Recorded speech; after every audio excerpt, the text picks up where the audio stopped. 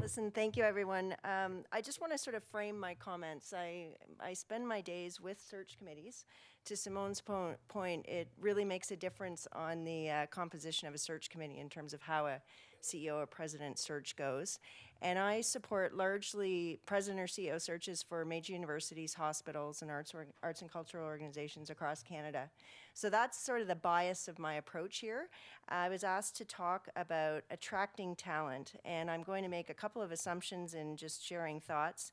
I, like Jeff, really emphasize the difference between leadership, not management. You are looking for leaders, and I think that the ability to attract talent throughout the organization is a lot easier if you have a great, authentic, focused CEO or president at the helm. It makes it easier cascading throughout the organization.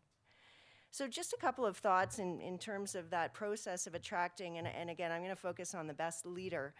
I think before you start to look, you've got to figure out, what do you need? Where is the organization at a point in time? Because it's not necessarily facing the same issues and challenges that will define what's needed in the next CEO going forward. So you have to respect the past, really dissect the past, take an assessment of the current state, but really challenge everybody on the inside, so stakeholders, through extensive consultations before you go out and try to find somebody, because you got to figure out what you're looking for. And you have to try to frame, what does success look like? If we're sitting down in a year or two, what will this person have done that will make you say, this is a great leader for our organization and we're on the right track?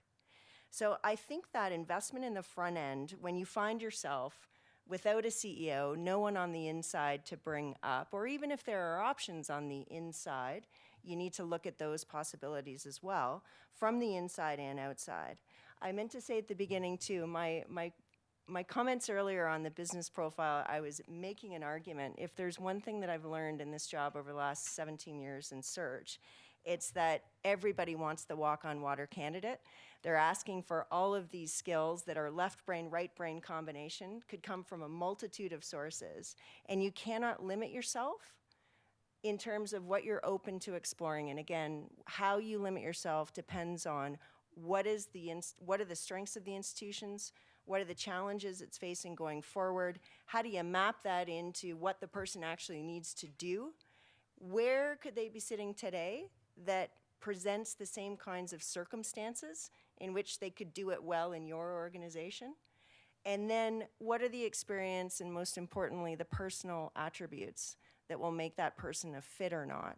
To Ross's point on some of the notorious flameouts in recent university searches, I honestly believe that it's around the bad cultural fit and not taking enough time at the beginning to really figure out what it is you're looking for.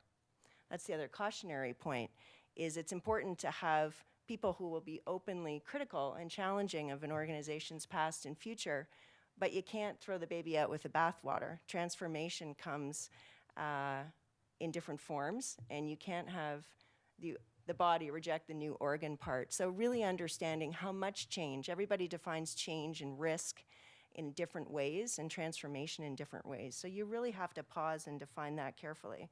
And the only way that that can come, particularly, well, in universities, hospitals, and arts organizations, but also increasingly in private sector as well, is really taking time to do that consultation with the multitude of stakeholders involved, inside, outside, up, and around, in terms of partnerships, because nobody does anything really well on their own anymore.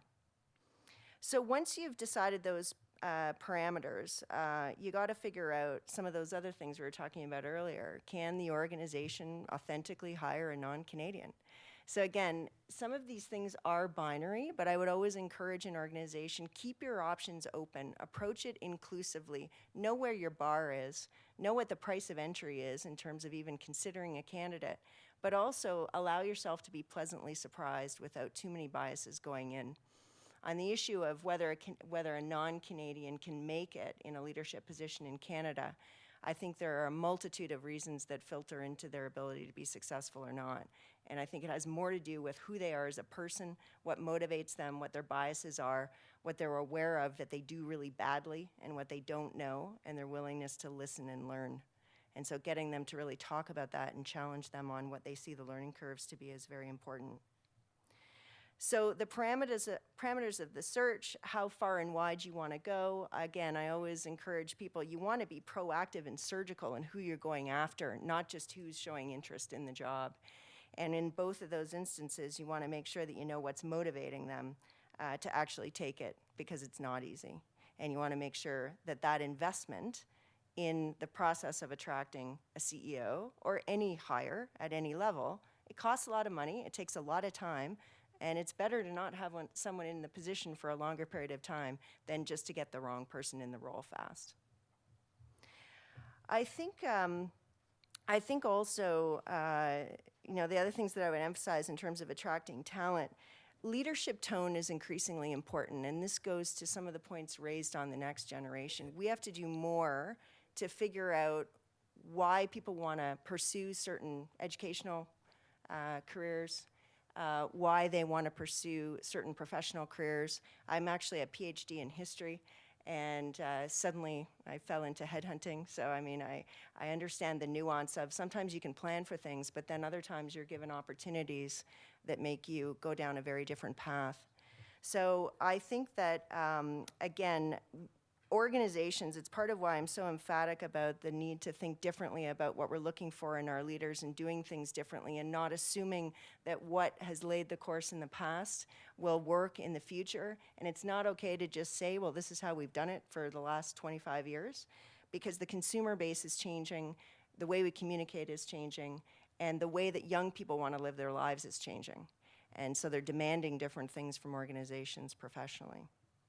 So again, I think, how do you attract talent? Know what you want, invest in getting it right, don't rush it, don't be surprised by it, plan for it, get the right board and the right search committee, get the right leaders at the top, and at any hire, you've got to look at it as an investment in time. And I think those would be some of the best practices I would offer. But clearly, I could talk forever about it. Thanks.